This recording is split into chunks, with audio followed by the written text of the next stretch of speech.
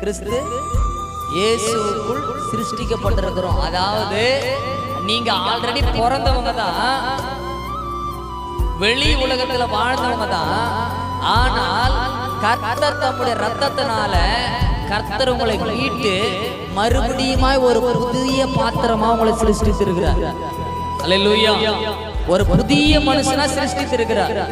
That's Bible chase. ஏனெனில் நற்கிரியைகளை செய்கிறதற்கு, நல்ல கிரியை செய்வதற்கு, மாம்சத்துல வாழும்போது நல்லா தெரிஞ்சு கொள்ளுங்க, நாம் கிறிஸ்துவை ஏற்றுக்கொள்ளாத போது, கிறிஸ்துவை அறியாத போது, கிறிஸ்து யார் என்று தெரியாத போது நாம் உலகத்திலே குடித்தோம், கூத்தடித்தோம், என்னென்னவோ செய்தோம், விபச்சாரம் பண்ணோம், எல்லாவற்றையுமே செய்தோம், கெட்டதை செய்தோம். நான் சொல்றது விளங்குதா? ஓப்பனா சொல்ல போனா கெட்டதை நாம் செய்தோம். ஆனால் நற்கிரியைகளை செய்வதற்கு கிறிஸ்து இயேசுவின் மூலமாய் நாம் சிருஷ்டிக்கப்பட்டிருக்கிறோம்.